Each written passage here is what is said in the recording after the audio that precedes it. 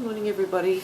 Welcome to my channel. My name is Lynn and I am Pretty Papercraft 67. Today I thought we might just play with a little bit of paper. I'm going to be doing textured paper. This is not my idea. I first saw this on the Paper Outpost channel, Pam, on YouTube, and I've been doing it for a little while now, and I really like the outcome, the result. It just gives you something a little different, and I can just show you on the back of this journal. I've put it on, I did it and put it on the back, and it just has that like faux leather look to it. It's quite pretty and it's very, very easy to do. And so I just thought I would come on and yeah, we'd just do some together. So basically I have dyed this piece of paper with some Distress Oxide Ranger Tim Holtz. This one's Fired Brick, so it's got like that orangey, pinky, green, yellowy tones to it. It's really, really pretty. I had hand dyed this paper in a very pale pink, but I've also done it on coffee stained, and the colour does come a little different on the coffee stain. So I just thought, first part of the video, I'll just show you my way of inking, laying colour down onto my coffee stained paper. So basically I just get my distress ink. This here, my surface, this is a silicone paper. Probably plastic would be better because this does tend to absorb some of the moisture, but you know, it's good enough. So basically I just get my pad and I just put a bit of a layer of paper, of ink down on my paper. Baby wipes are really good to have on hand for this job, and you will get inky fingers, but it's just the way it goes. So I just give my ink pad a bit of a wipe off. Okay, and so then I just use some water, because you know the Tim Holtz Distress inks are water reactive. Yeah, I just use an old spray and white bottle, and I just lay a bit of water onto that, like so. And I don't want massive amounts of water, but I do want it to run because we're dyeing paper, so yeah, it sort of does pool. That could be the Distress ink, that the silicone paper that's making it do that. But anyway, good enough. So then I just grab my piece of paper and I just basically lay it down. Just lay it down on the colour, let it run where it needs to run. And yeah, and just blot it onto my paper until I'm happy with the colour saturation on the page. And then I just leave that to dry. So it looks really, really orange now, but the Distress inks do tend to fade out a bit once they've dried. So if you're impatient, you can hit that with a heat gun and it will dry a lot faster. Just for now, I'm just going to put it to the side and let it dry. So that's how I colour my paper. You will get Distress ink sprays everywhere, so that's why baby wipes are really good to have on hand. So that is how I dye my paper with Distress ink. I'm just going to set that one aside to dry, and this is the one that I did last night. So now we're going to do that textured paper, that leather look, faux leather is the word, I believe.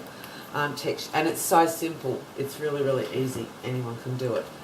So yeah, you basically get your page and you scrunch it up. The tighter you scrunch it, the more lines you will get, the more distressing in the end result it will look. Now, because your paper's already a little bit compromised because it's been dyed, pulling it apart like this, just do it gently, because it can, like I said, it's been wet already with the dye, so it's sort of compromised the strength of the paper a little bit. So yeah, so you just do that, gently pull it out, look at it and see where all your lines are. If you're happy, then that's great. If not, just scrunch it up again in areas that you'd like a little bit more texture. And then, so that's that. Then I use Distress ink. I really couldn't give you another idea of any other ink to do this with. I haven't done it with a permanent ink or, you know, anything, Stampin' Up! Ink or any of that. I've only ever used distress ink, so that could be a bit of an experiment. But yeah, I'm using Vintage Photo. I love that ink from Tim Holtz. And basically, I'll just grab my blue book as a base.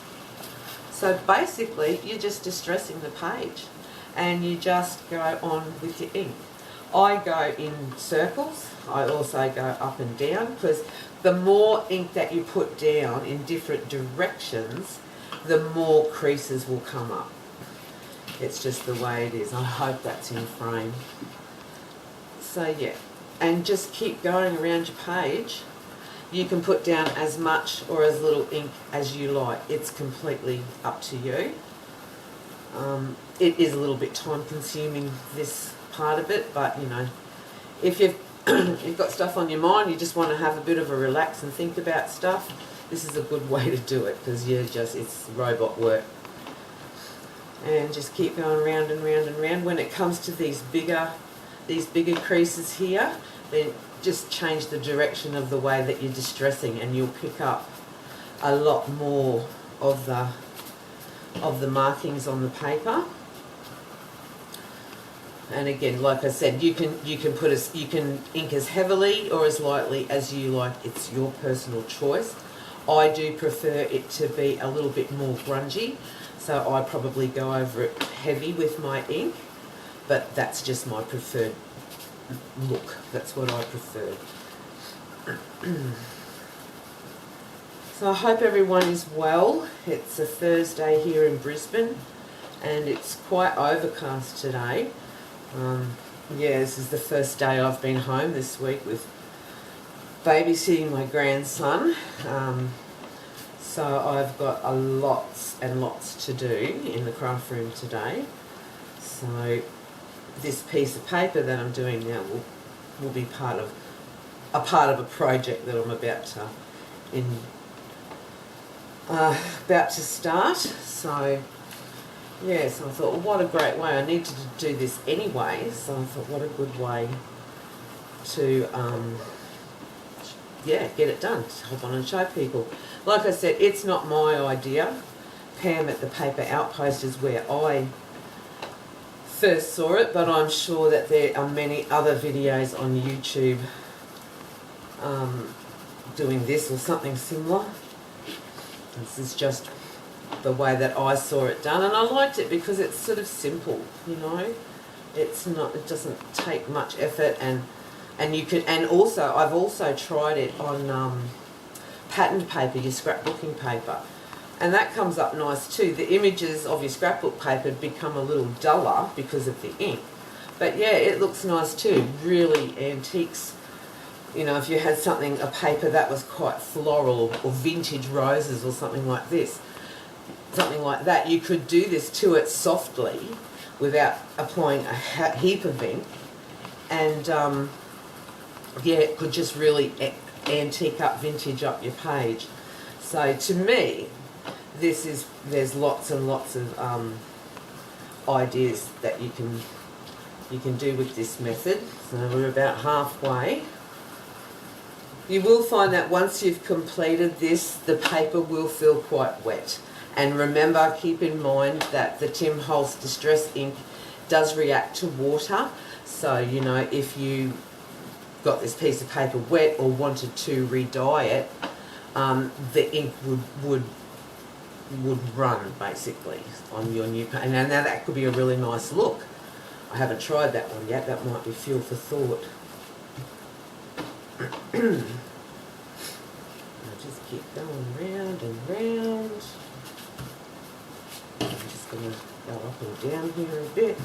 My ink is starting to dry out. I have bought some more. I'm waiting for them to arrive. So I'm so excited. I managed to get a few extra colours of inks that I haven't had before, so that will be great. I did have a whole heap of Stampin' Up! Ink, because, you know, back in the day when I first started into paper crafts, I thought, you know, I've got to get what I got to get, you know. You always tend to buy more supplies than you ever really ever going to use. So, you know, I bought inks and I bought all the Stampin' Up! Colour coordinated stuff. Brilliant product, love it. But then when I sort of found my niche in paper crafting, I realised that I didn't need all these bright, brilliant colours because my style is vintage and grungy. So, you know, I only really need browns. So, you know, that I sold them all. I got rid of pretty much all of my Stampin' Up! Stamp sets, and because again, stamping's not a big thing. I have my favourites. I do have probably about 15 stamp sets that I use regularly, but they're my favourites. So I got rid of a whole lot of stuff, and now of course I've sort of ventured out into hand dyeing, and yeah, now I haven't got inks. I've got a very small variety of the Tim Holtz ink, but yeah, I saw on Facebook this morning that he's just brought out a new colour. Oh, I don't remember what it's called, but it's like an eggshell blue or something like that. Oh, it's very, very pretty.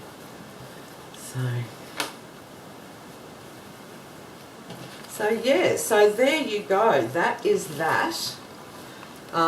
You can just continue to keep putting down ink to make it darker.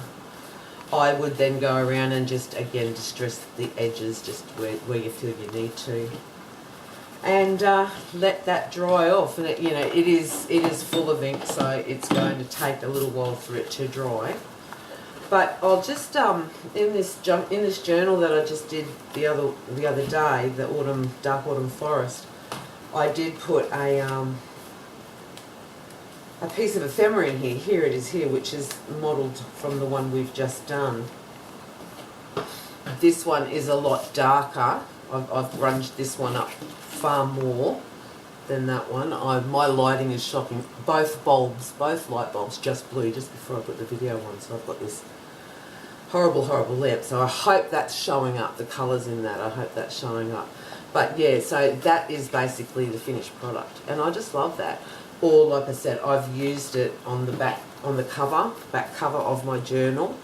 Now I think that would look really nice on a vintage antique journal as your base, and then you just layer up from there.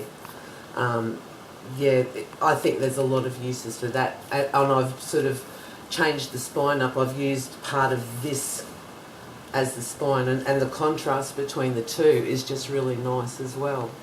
So there you go. I think, and I think, like, I mean, you know, I'm just because I'm a vintage grungy girl, this would look just as pretty in your vibrants for boho journals and things like that. I think you could, you know, do it with purples or blues or yeah, your greenies, even some of your greener. If you want grunge again, you could go your darker greens and stuff like that. So you could do the back. I'm not going to, because I'll probably use this as a base page anyway. But yeah, so I hope that was helpful for you. This one's starting to dry off a lot more now, so you can see there's some highs and lows in there. There's some areas that haven't been inked, and I really like that. So as that dries more and more, you'll get that nice faint orange. It's got pinky tones through it too. So that one was the Distress Oxide, the Fire Brick. This is an oxide. I do like the oxides. I use both. I use the Distress ink and the oxide. I think the oxide just gives you a more, the Distress inks are a bit more like an opaque type of finish, whereas this is more of a solid. So, but yeah, it's very pretty. Love it. Alright, well thank you so much for coming back today. I hope this has been helpful for you if you're wanting to experiment, if yeah, just for something different, just to do something different. But you will get inky fingers. I'm just about to now go and hand dye 28 metres of white lace, so I'm going to have very strange coloured hands by the end of the day. Anyway, that's about it for me for today. Hope everyone has a wonderful day and get some time for crafting. And I'll catch up with you all in the next video. Thanks for watching. Bye-bye.